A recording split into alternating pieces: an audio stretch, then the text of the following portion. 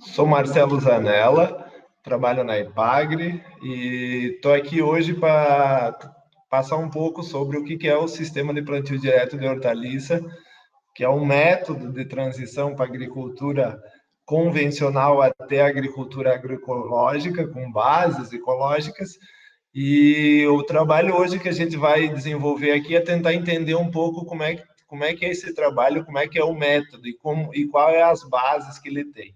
Então, o sistema de plantio direto ele tem aproximadamente em torno de 25 anos de trabalho, iniciou-se na região do Alto Vale do Itajaí e veio para o litoral nos últimos 10 anos, trabalhado em várias hortaliças.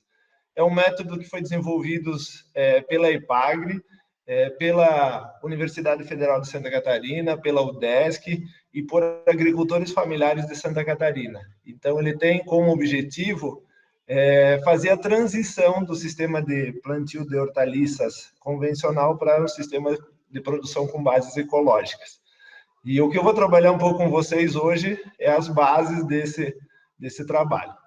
Então, ela é dividida no eixo técnico-científico e no eixo político-pedagógico. E dentro do eixo técnico-científico, a promoção de saúde de planta é o nosso eixo orientador. Dentro da promoção de saúde de planta, a gente trabalha a questão do conforto da planta, sempre orientado à questão dos estresses nutricionais, da salinidade, da disponibilidade de água, da questão de temperatura, da questão de pH, luminosidade e velocidade de difusão de oxigênio. Nessa imagem, a gente consegue perceber quais são as relações que ocorrem durante o ciclo da cultura e a gente tem que entender que essas relações têm consequências, tanto positivas como negativas, e elas ocorrem de maneira simultânea, e essa maneira simultânea ela tem que contribuir para que a planta tenha, de forma o mais próximo possível da demanda dela, essas interações durante o ciclo. Então, a questão de temperatura, umidade, entrada de oxigênio, saída de CO2, a questão de temperatura do solo, os nutrientes, todos eles disponíveis em quantidades certas. Então, tudo isso interfere na questão de saúde de planta. Temperatura, luminosidade, vento, a questão de microbiologia, tanto na rizosfera quanto na parte aérea. Então, tudo isso interfere no conforto da planta. E um pouco disso a gente vai observar nos próximos slides. Quando a gente começa o SPDH, a gente parte da foto da esquerda superior, que é uma planta de tomate no sistema convencional, a gente parte de um ambiente que a gente diz que é um ambiente inóspito para a produção de alimentos.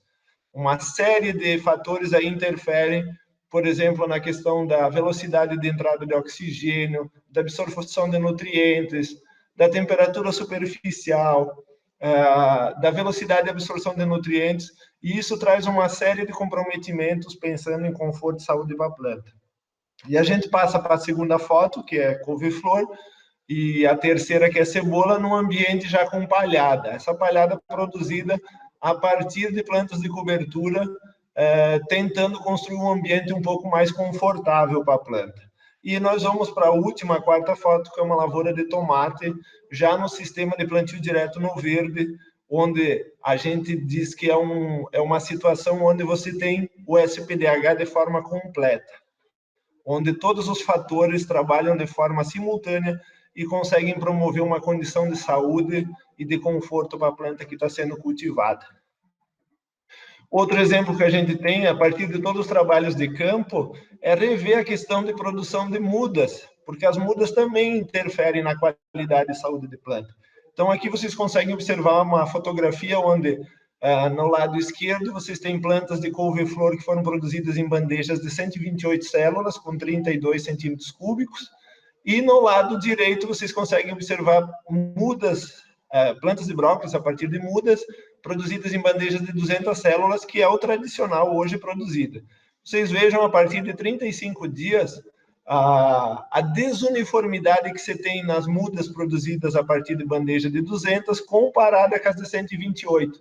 Vejam a qualidade, a uniformidade, e pensem que uma lavoura tem que ser colhida 100% para trazer retorno econômico do produtor. E isso tu consegue alcançar numa muda bem produzida. Numa muda produzida com relação parte aérea sistema radicular ideal, para que você coloque ela no campo e ela já tem um arranque imediato, não que nem essa muda de 200 células, que ela vai ter que ter um período aí de readaptação até ela começar a crescer no campo. E isso interfere bastante na uniformidade da qualidade de plantas. Isso acontece em todas as plantas. Outro exemplo aqui que vocês podem ver é mudas produzidas em bandejas de tomate e mudas produzidas em tubete. A muda produzida em tubete, ela tem um arranque muito mais rápido, porque ela tem uma permanência da raiz pivotante, já que as solanáceas elas têm um comportamento radicular de raiz pivotante, então na bandeja você perde isso. Além de você perder a pivotante, a relação parte aérea-sistema radicular é muito desuniforme. Quando você consegue ter essa relação boa e manter a raiz pivotante, você tem essa qualidade de campo. Aí um experimento mostrando plantas da mesma idade levadas para o campo no mesmo dia. Com 45 dias eu tenho um tomate no tubete com 5 cachos e na bandeja apenas com 2 cachos, para vocês verem o nível de diferença de desenvolvimento em campo. A questão da nutrição adequada, e aí a base dela é as taxas diárias de absorção de nutriente construídas nesse período, tanto levando em consideração também as questões climáticas, porque a gente sabe que a temperatura e a luminosidade interferem diretamente no desenvolvimento das plantas e, consequentemente, na absorção de nutrientes, as reservas nutricionais no solo e os sinais. Os sinais, para nós, é uma referência que nos traz segurança de aplicar a tabela da taxa diária de absorção de nutrientes. Isso aqui é a realidade de produção de hortaliça hoje no sistema convencional. Então, vocês veem o nível de estresse que essas plantas sofrem, tanto pelo ambiente de cultivo, quanto pela salinidade que ocorre pelos excessos de adubos aplicados ou localizado e principalmente em grandes quantidades. Então, a perda, hoje a eficiência nutricional no campo é terrível. Nós temos um custo elevadíssimo por erros de manejo.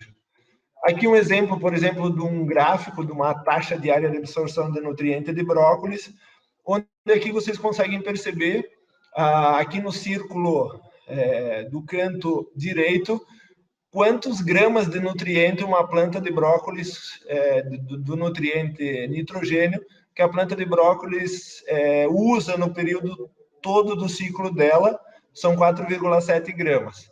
Então, uma planta, a partir da sua matéria seca, ela acumula em torno de 4,7 gramas de N durante seu ciclo. Vejam de potássio, 1,4. Sabendo essas informações, eu tenho a capacidade de pensar que uma planta precisa de uma nutrição um pouco diferenciada. Isso são para todas elas. Solanáceas, cucurbitáceas, todas têm sua taxa diária de absorção com curvas diferenciadas para todos os nutrientes. E para você ter saúde, você precisa atender essas curvas de absorção. E o exemplo do brócolis, eu tenho 4,7 gramas de N absorvidos e 1,4 de potássio, de K. Pensando nisso, como é que eu vou construir uma adubação de cobertura?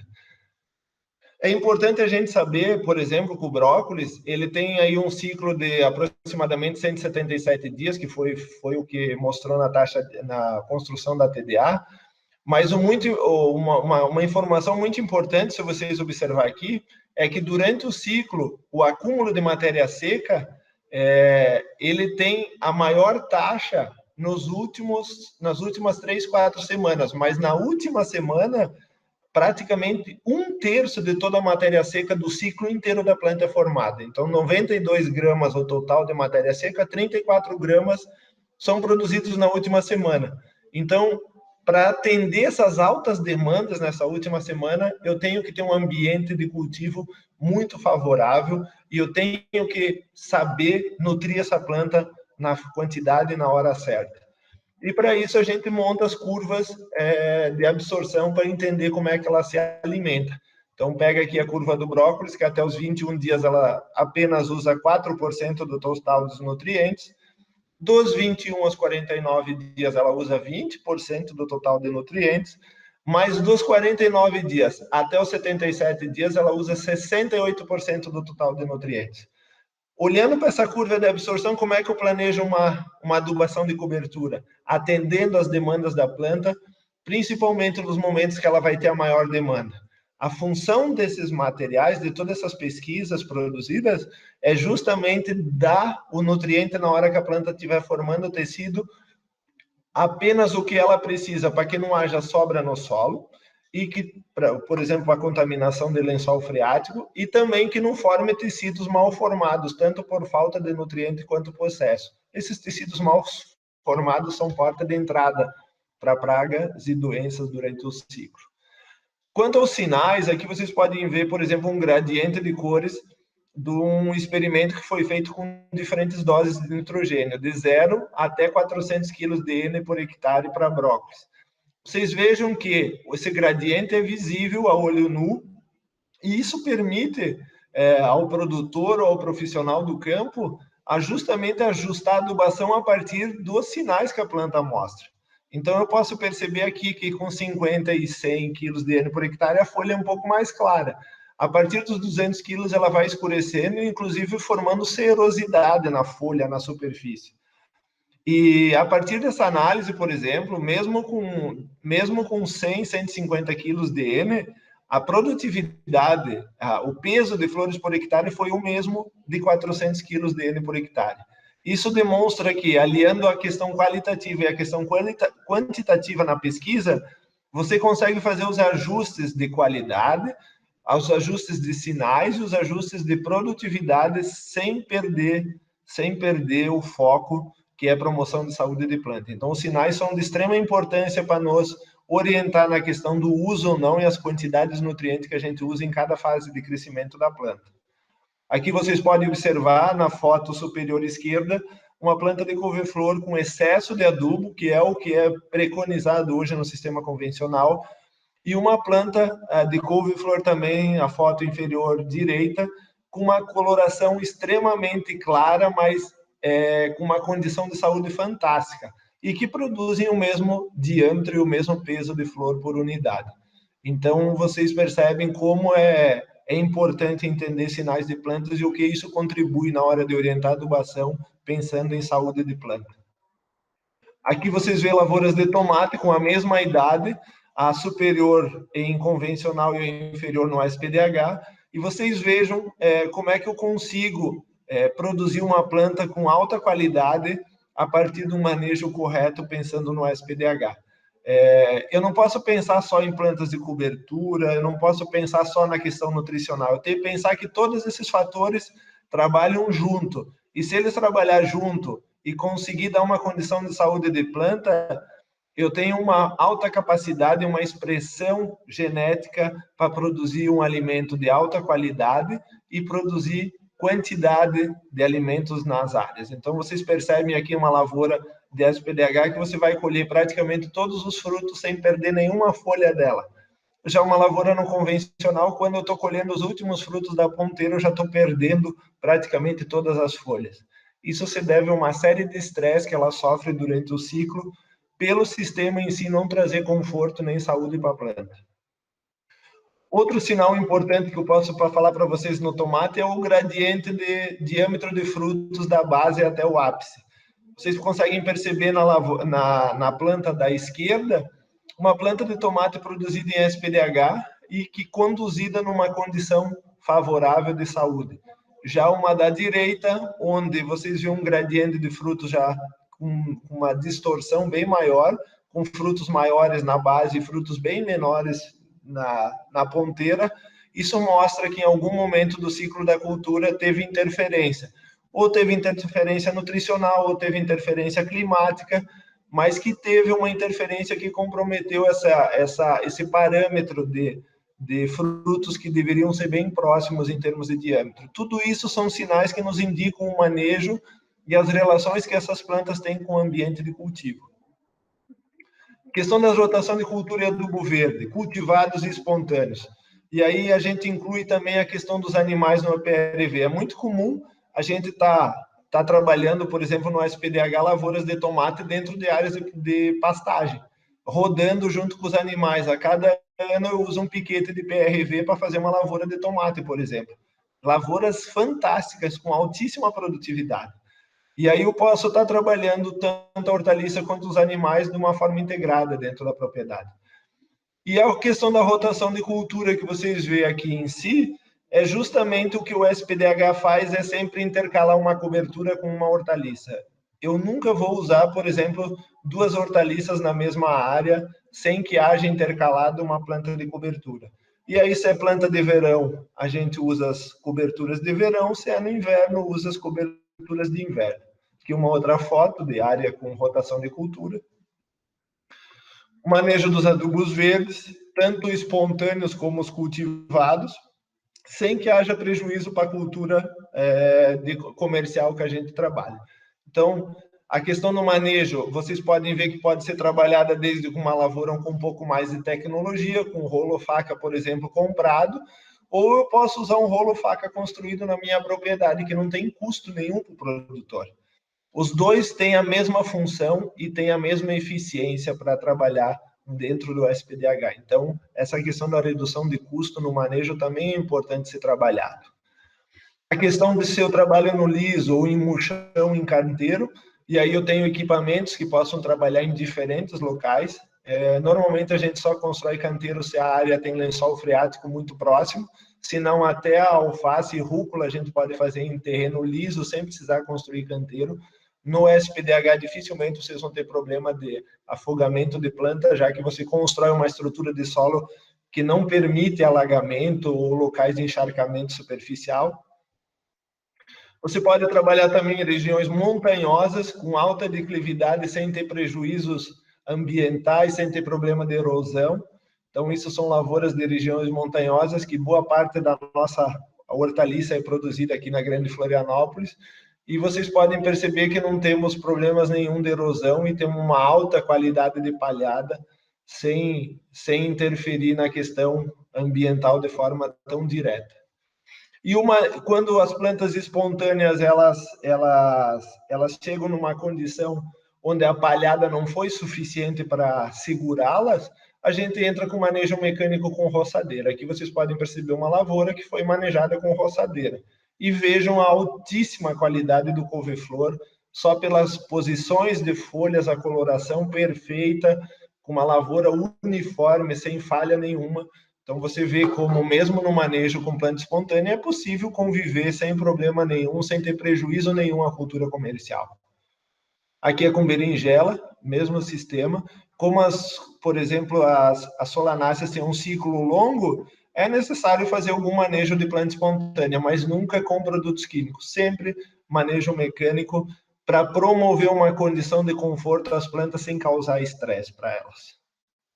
Aqui uma lavoura de tomate, da mesma forma manejada mecanicamente, com 3 cachos de frutos colhidos já, e vejam a saúde que tem essa lavoura de tomate. Vocês podem perceber da primeira folha de baixo até a última de cima que não tem doença e que não tem nenhuma folha seca. Ou seja, eu estou com essa lavoura em termos de manejo perfeito e em termos de ambiente de cultivo também perfeito, dando condições para que ela se expresse da melhor maneira possível dentro de um ambiente com alta biodiversidade.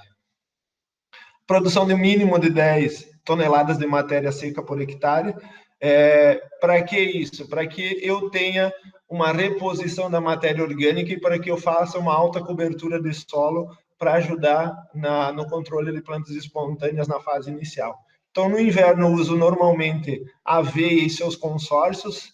Eu posso usar aveia, centeio, nabo, ervilhaca, todos eles são possíveis de ser usados. E no verão, normalmente, o produtor usa o milheto, mucuna e crotalarias. Então, aqui um exemplo do milheto com altíssima produção de matéria seca. O milheto a gente pode chegar até 20, 25 toneladas de matéria seca por hectare num único ciclo, e que tem uma cobertura fantástica e uma durabilidade de palhada praticamente de 1 ano. Então, excelente para trabalhar no SPDH. Desenvolvimento do solo restrito às linhas de plantio e ao berço de semeadura. E aqui cabe salientar sempre que, após a rolagem da planta de cobertura, eu faço no mesmo dia a abertura da linha de plantio e já faço o plantio das mudas de hortaliça imediatamente. para que nesse momento em que a palha estiver secando, desidratando, eu já tenha a minha hortaliça se estabelecendo e crescendo. Então, para que ela saia na frente das plantas espontâneas e para que reduza ou evite o uso de qualquer tipo de manejo mecânico. Então, sempre fazer o plantio imediatamente após a rolagem da planta de cobertura. Outro ponto importante é que o corte da planta de cobertura pelo equipamento aí de abertura de linha, ele é perfeito enquanto a planta estiver verde. Um dos motivos de você rolar a palhada de cobertura e imediatamente fazer o corte é para facilitar esse trabalho. Aqui a abertura do mínimo do solo, se possível, nada. Um exemplo aqui já, lavouras que estão com muitos anos já em SPDH, não tem mais abertura de linha. O plantio da muda é feito direto na palhada.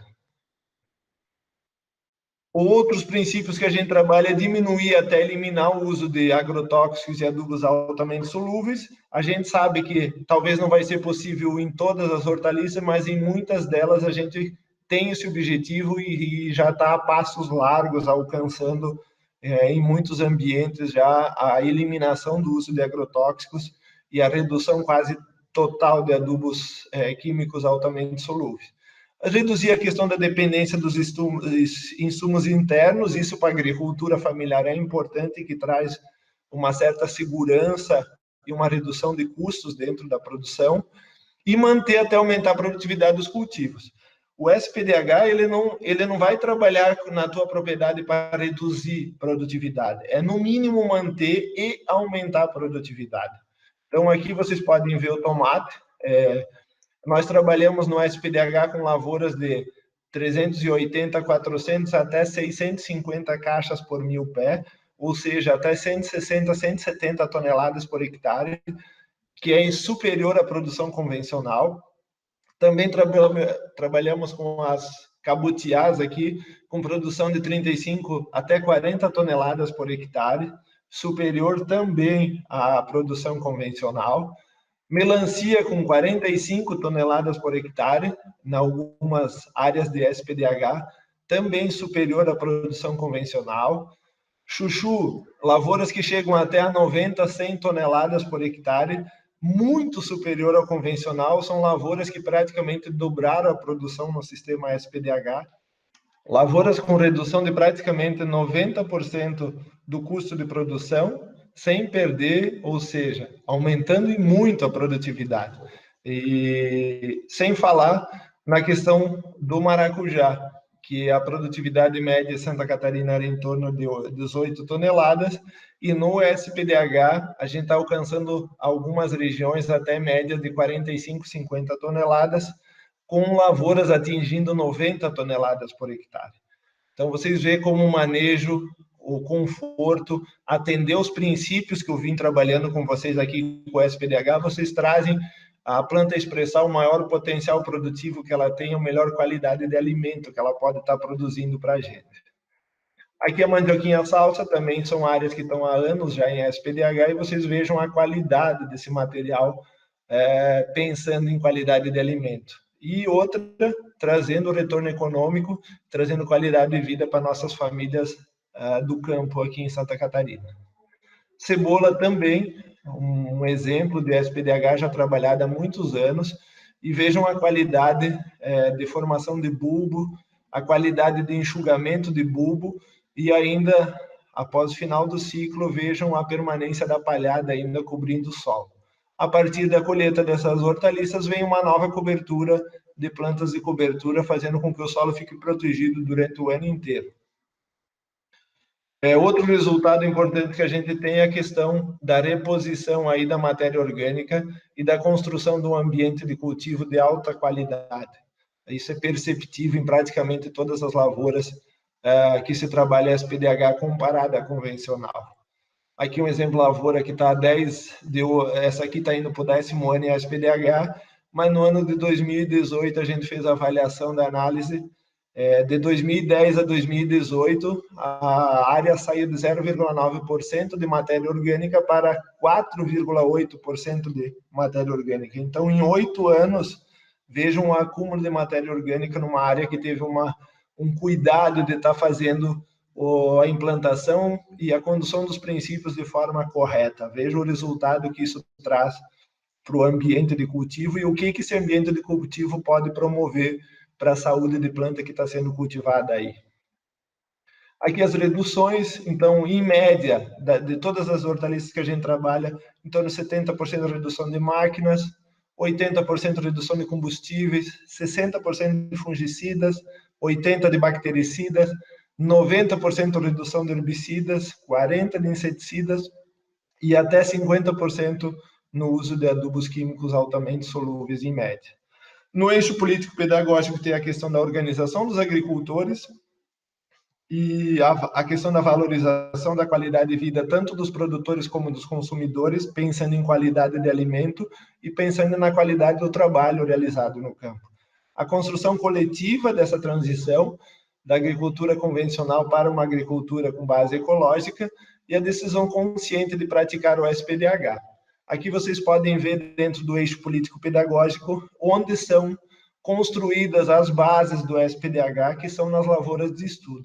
As lavouras de estudo são locais de construção de conhecimento, onde tanto profissionais da academia quanto profissionais do campo discutem e constroem uma nova linha de trabalho, uma nova linha de pesquisa a partir de um contrato de trabalho. Esse contrato de trabalho é construído juntamente com as comunidades e ele é a base de tudo que vai ser construído dentro dessa comunidade durante o ano. E esse contrato pode ser renovado, pode ser rescindido no final. Mas todos sabem os compromissos que tem e o que vai ser trabalhado durante esse ano. E as dificuldades que a gente tem para produzir ciência dentro das propriedades, a gente conduz para as unidades de pesquisa da IPAGRE, onde os próprios agricultores participam das avaliações e da construção dessas pesquisas dentro das estações de pesquisa da IPAGRE. E as dificuldades que são encontradas, por exemplo, eu estou aqui usando os equipamentos, as adaptações de equipamentos são feitas sempre de forma conjunta, sendo discutido a melhor forma com que isso possa estar trazendo em termos de qualidade para o produtor e qualidade para o trabalho para produzir um alimento de melhor qualidade. Então, eu vou mostrar para vocês rapidamente o que trabalhamos de hortaliças em SPDH em Santa Catarina. A alface, as rúculas, brócolis, repolho, couve-flor, berinjela, pimentão, tomate, cebola, batata doce, mandioquinha salsa, chuchu, cabutiá, abobrinha italiana, melancia, mandioca, maracujá e uva. Está entrando outras hortaliças como beterraba, algumas novas que a gente vem trabalhando esses últimos 2 anos, mas que com o tempo a gente vai conseguindo abranger todas elas dentro do SPDH. Então, eu gostaria aqui de agradecer esse espaço e fico à disposição à medida que o pessoal tiver dúvidas e quiser estar conversando sobre o assunto. Também quero dizer para vocês que dentro do YouTube, dos sites da IPAGRE, vocês encontram diversos materiais com relatos de agricultor, com reportagens, materiais didáticos, como o livro do SPDH, que foi lançado pela IPAGRE Editora Popular, nesse ano passado, onde tem todas as informações sobre o sistema de produção SPDH. Muito obrigado e fico à disposição quando precisarem.